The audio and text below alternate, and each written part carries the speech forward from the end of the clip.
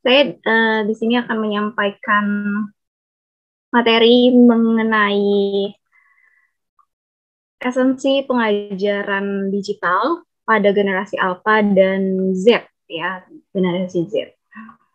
Oke, biodata tadi sudah disampaikan oleh moderator.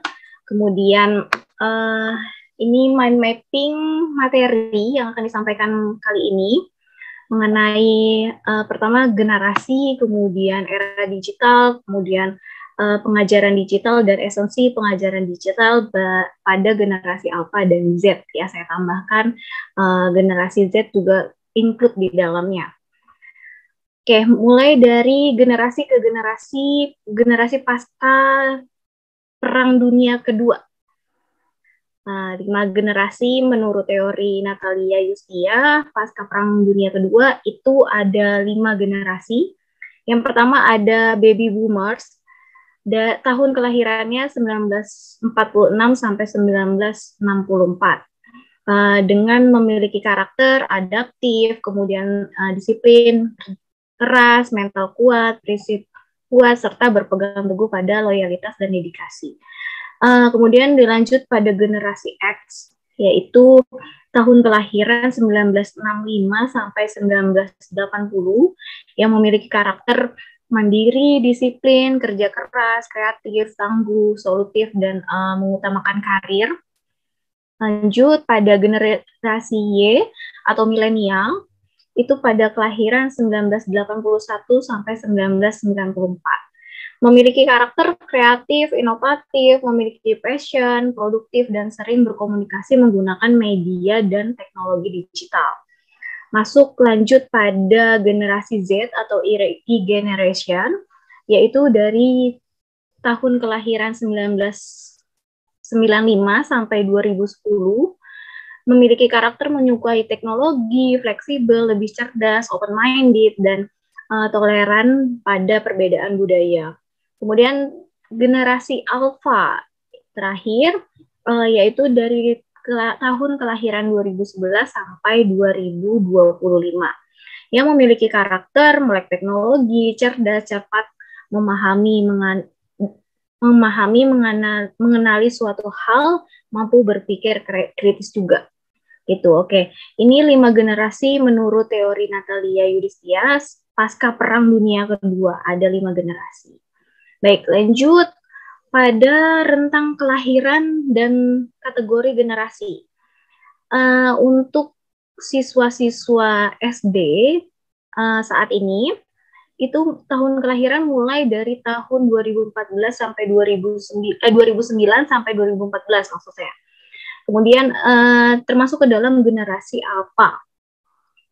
Kemudian siswa SMP itu dari tahun kelahiran 2006 sampai 2008, ya, itu termasuk ke dalam generasi Z. Dan yang terakhir siswa SMA atau SMK atau sederajat dari tahun kelahiran 2003 sampai 2005, termasuk ke dalam generasi Z. Makanya tadi include dari generasi Alpha dan juga generasi Z. Nah, menurut para ahli, anak-anak generasi masa kini merupakan generasi digital native atau yaitu mereka yang sudah mengenal media elektronik dan digital sejak lahir menurut Mark Renzi.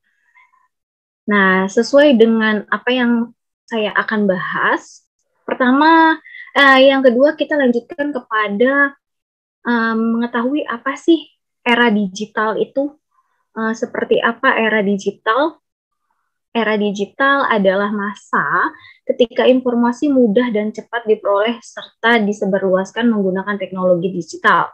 Tentu teknologi digital adalah sebuah teknologi yang menggunakan sistem komputerisasi yang terhubung dengan internet. Nah, perkembangan dari teknologi digital pertama adalah perkembangan komputer, kemudian lahirnya internet, kemudian ada telepon seluler atau gawai, dan pada perkembangan selanjutnya yaitu situs jejaring sosial yang sering kita gunakan sehari-hari. Nah, masuk kepada pengajaran digital. Pembeda antara pengajaran dan pembelajaran, di sini pengajaran merupakan aktivitas yang dipelopori atau didominasi oleh seorang pendidik. Sedangkan pembelajaran yaitu aktivitas yang disajikan oleh pendidik dan kemudian diarahkan sepenuhnya untuk dimanfaatkan oleh peserta didik dalam mengenali, mengelola, dan mengembangkan wawasan dan pengetahuan baru.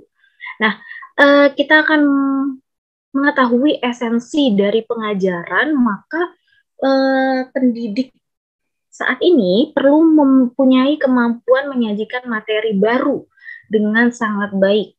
Kasus dan contoh yang ditampilkan di ruang belajar harus aplikatif dan memiliki nilai kebaruan. Jika tidak, maka peserta didik akan cenderung lebih cepat bosan, kemudian karena materi yang ditampilkan tidak memiliki nilai kebaruan. Terlebih karena generasi sekarang yaitu sudah tadi native digital gitu kan, terlahir dari masa digital, dari lahirnya saja sudah mengenal digital gitu.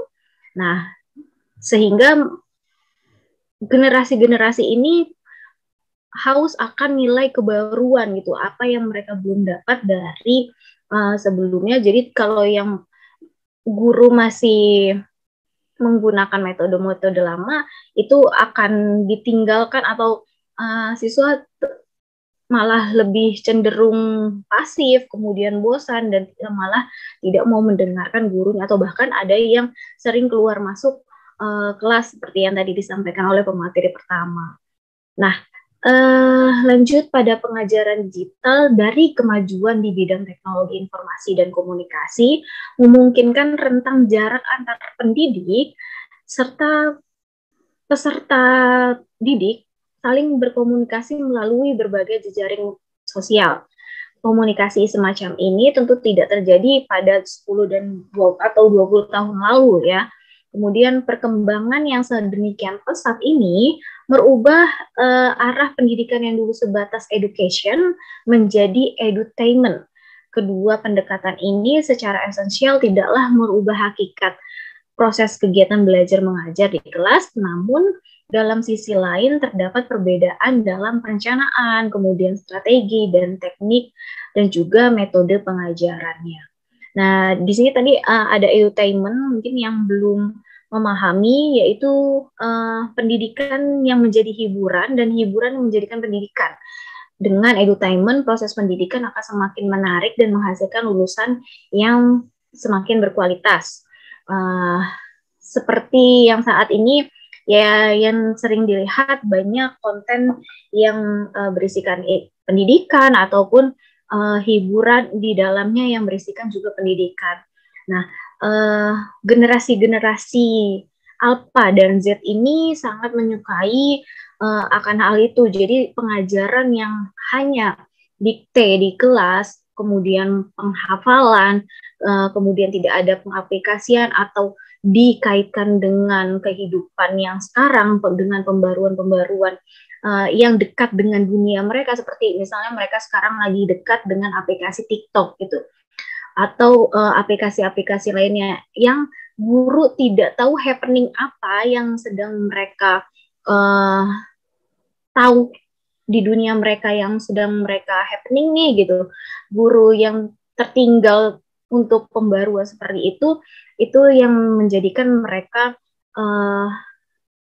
ibu bapak mengajarnya kuno nih kalau misalnya kritis mereka gitu, dari kritik mereka dari generasi-generasi Alpha ataupun Z ini ataupun Irrigation. Nah, digital di dunia pendidikan masuk kepada digitalisasi hampir semua perangkat di dalam kegiatan pendidikan. Ya, mulai dari internet dan media elektronik sekarang sebagai sumber ilmu dan bahkan pusat pendidikan. Kalau dulu kita guru sebagai pusat atau yang ditunggu, sumber ilmu yang ditunggu oleh siswa, namun kini sekarang internet dan media elektronik itu sebagai sumber dan juga pusat pendidikan menurut mereka gitu.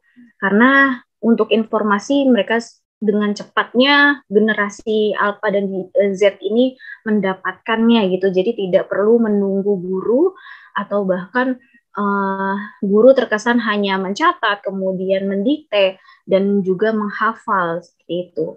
Hasilnya para siswa bisa menguasai pengetahuan yang belum dikuasai oleh guru. Kalau guru tertinggal materi yang akan dikaitkan dengan kehidupan atau dunia dekat mereka sehari-hari gitu, yang happeningnya di dunia mereka.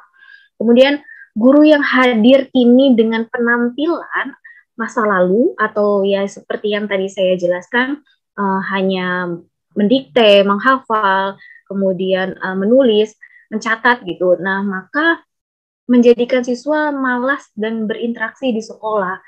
Itu yang membuat, karena mereka sudah mempunyai bekal di gawainya masing-masing, dengan gawainya masing-masing handphone, mereka bisa mengetahui apapun dengan sekali ketikannya mereka gitu. Ingin mengetahui apa sih itu pendidikan, nah mereka tinggal baca aja misalnya seperti itu, atau artikel mengenai apa yang sedang happening menurut mereka, mereka tinggal dengan jemarinya, ujung jemarinya itu sudah bisa mendapatkan informasi tersebut. Nah, pendidik kini harus mampu menampilkan sikap adaptif dengan keadaan yang sekarang gitu, dengan momentum si anak sekarang yaitu serba digital itu gitu. Kemudian momentum ini akan menjadi lecutan terbaik untuk meningkatkan pengetahuan, wawasan, dan kecakapan atau skill siswa. Seperti tadi yang disampaikan oleh pemateri yang kedua, menyajikan gambar, kemudian kita bisa menggali wawasan, kecakapan mereka, kemudian skill mereka apa nih dari solution dari problem tadi, kemudian kita bisa tahu nih, skill anak ini seperti ini, dan lain sebagainya itu.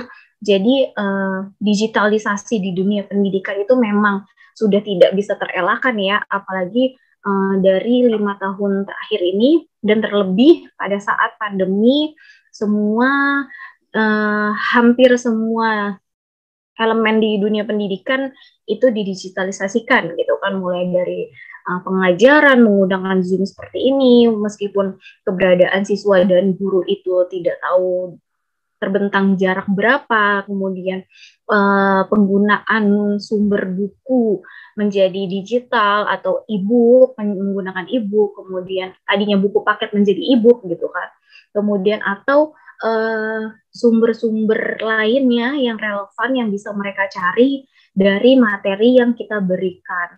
Nah, seperti itu. Kemudian masuk pada esensi pengajaran digital pada generasi Alpha dan Z. Pada kurikulum esensial, materi hanya perlu menjadi patokan sebagai bahan pengajaran guru. Nah, selebihnya siswa tidak lagi harus menunggu informasi dari guru, melainkan siswa memiliki ruang untuk menentukan wawasan baru dengan desain dan materi yang telah dirancang oleh guru sebelumnya. Meskipun kurikulum esensial terkesan kaku gitu, atau bahkan membatasi gerak anak-anak untuk lebih menguasai materi yang ada. Nah, di sini pembiasaan belajar secara mandiri tetap perlu dukungan dan arahan oleh seorang pendidik atau guru. Kemudian kemandirian dalam belajar bukan berarti melepaskan tanggung jawab pendidik dalam membimbing dan memfasilitasi peserta didik dalam belajar, akan tetapi hal ini dimaksudkan untuk menstimulasi tanggung jawab, kemudian kreativitas, dan membangun kemampuan berpikir logis dan kritis. Seperti itu. Kemudian perlu diingat bahwa gaya belajar siswa terkini cenderung berpola konvergen. Siswa memiliki kecenderungan untuk menggali informasi secara acak dan jauh di luar apa yang ia inginkan, seperti yang saya jelaskan tadi. Misalnya kita di materi bahasa Indonesia ada materi meresensi atau mengulas sebuah karya. Nah, mereka saya baru temukan kemarin, mereka mengkaitkan dengan pemberian ulasan pengunduhan aplikasi di Play Store ya. Seperti misalnya Bu, saya download game, kemudian ada rating, ada bintangnya gitu, pemberian rating dan memberikan ulasan penilaian, itu sama Bu, tidak Bu, seperti resensi gitu. Nah itu kan berarti pengaitan mereka dengan dunia digital tuh juga dengan materi dengan dunia digital itu ternyata mereka menyambung juga gitu dengan yang ada di dunia mereka sekarang gitu. Atau mungkin apalagi sekarang seperti shopping di Shopee atau di Lazada atau dan lain sebagainya, e-commerce. Nah, mereka memberikan, kalau sudah barang sampai, kemudian mereka memberikan penilaian, itu sama juga nggak Bu, seperti resensi gitu kan. Nah, esensinya sama gitu kan, tetapi untuk kalau resensi lebih kepada karya sastra, baik itu buku, lukisan, pementasan drama atau lain sebagainya. Seperti itu saya kaitkan gitu kan di dalam materi tersebut. Nah, perlu diperhatikan gaya belajar siswa di era digital ini bukan saja meneliti dan mengamati objek yang hanya ada di ruang kelas. Nah, tadi yang seperti saya sampaikan, kenapa bisa siswa tersebut mengaitkan dengan mengulas aplikasi atau mengulas bahan belanjaan, karena tidak hanya bukan cuman untuk meneliti dan mengamati objeknya yang ada di dalam ruang kelas, akan tetapi mereka juga terbiasa menyimpan dan mengumpulkan berbagai informasi yang diperoleh dari ruang-ruang selain ruang kelas. Selain itu, siswa di era milenial juga atau milenial atau alpha atau generasi Z ini juga terbiasa mengungkapkan pengetahuannya secara langsung tanpa perlu dikonsep atau dipersiapkan terlebih dahulu seperti siswa-siswa pada masa sebelumnya. Nah, seperti itu yang terjadi saat ini di pengajaran atau pembelajaran di generasi Alpha maupun Z. Nah, selanjutnya pada penggunaan media dan perangkat yang tepat sesuai dengan usia dan perkembangan anak. Anak usia, yang pertama, anak usia 2-3 tahun, itu hal yang perlu dikembangkan adalah motorik dan sensorik anak, sehingga perlu lebih banyak gerak dan bergerak dan mengindra, seperti melihat, mendengar, meraba, mengecap, dan merasa. Nah, pengajaran yang perlu ditekankan di sini, sebentar.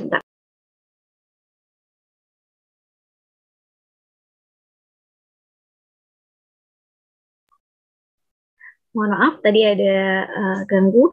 Kemudian lanjut pada anak usia 4-7 tahun, itu hal yang perlu dikembangkan adalah motorik halus, kemudian dan pemahaman konsep-konsep dasar. Untuk itu, anak butuh kegiatan yang bertujuan meningkatkan keterampilan tangan dan jari-jari, serta banyak diajak berkomunikasi dua arah. Hal yang perlu dilakukan di dalam pengajaran yaitu memanfaatkan program atau aplikasi yang mendidik terkait dengan kesiapan sekolah, misalnya pengenalan huruf, angka, dan pengetahuan dasar. Kemudian membahas persamaan dan perbedaan antara pada tokoh favorit yang dilihat melalui media dengan tujuan meningkatkan keterampilan, membedakan hal yang buruk dan baik, dan lain sebagainya. Kemudian membahas persamaan dan perbedaan. Oh, ini yang tadi, maaf, ini tercopy 2 kali. Dan yang terakhir, memanfaatkan program atau aplikasi yang mengajarkan perilaku berteman serta menghargai perbedaan dan keanekaragaman yang ada. Selanjutnya, yang ketiga, anak usia 8-12 tahun, hal yang perlu dikembangkan adalah kemampuan berpikir, belajar, dan interaksi sosial. Nah, hal yang perlu dilakukan dalam pengajaran yaitu memanfaatkan program atau video yang menunjukkan berbagai pengalaman positif yang menstimulasi imajinasi. Kemudian mendiskusikan perilaku baik dan tidak dari karakter tokoh di media yang terkenal, yang mereka kenal. kemudian menghindari tayangan program yang menampilkan kekerasan, antisosial, dan juga perilaku negatif lainnya.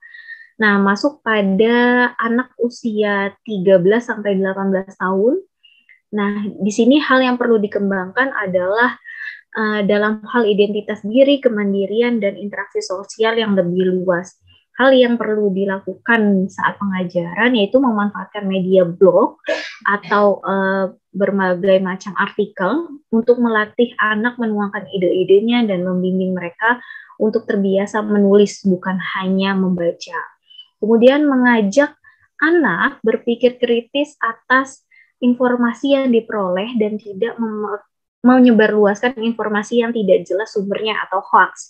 Nah, anak-anak pada tahun anak usia usia 13 sampai 18 tahun ini perlu bimbingan akan hal tersebut. Kemudian memanfaatkan tayangan untuk memperluas wawasan, pengetahuan, dan mendiskusikannya. Nah, anak seringkali lebih senang menyimak film. Nah, bisa ditayangkan film yang memiliki untuk memperluas wawasan, kemudian pengetahuan mereka, dan kemudian mendiskusikannya. Kemudian mengajak anak untuk mengeksplor lebih jauh minat dan bakatnya. Kemudian menanamkan etika berkomunikasi positif di media sosial, karena memang anak usia 13 sampai 18 tahun ini perlu bimbingan ketika berkomunikasi di media sosial, entah itu berkomentar antar temannya atau berkomentar pada selebriti atau lain sebagainya, atau mau mengomentari sebuah insiden dan lain sebagainya. Itu di Twitter biasanya banyak ya, di media Twitter itu komentar-komentar atau argumen-argumen yang mereka bebas gitu untuk menyampaikan apa yang mereka lihat, kemudian apa yang mereka pikirkan, dan mereka tuangkan dalam ketikan tangan gitu. Kemudian memperhatikan pengaturan informasi pribadi dalam media digital, khususnya media sosial, seperti dalam penggunaan media sosial, anak-anak sering tidak paham penggunaan nama lengkap pada media sosial. Itu dapat berdampak buruk atau lain sebagainya, seperti penipuan atau bahkan pelecehan seksual dan lain sebagainya. Itu bisa dilihat atau dilacak dari berdasarkan hanya nama lengkap yang ada di sosial media. Dengan bermodalkan seseorang mengetahui nama lengkap, sekarang identitas lain manapun juga bisa terlihat gitu. Nah, sehingga perlu ada pengarahan dalam memperhatikan pengaturan informasi pribadi dalam media digital, atau bahkan untuk men-share suatu hal yang tidak seharusnya, seperti misalnya menjelekkan suatu instansi atau lain sebagainya. Atau anak-anak kan suka ada mungkin rasa kecewa terhadap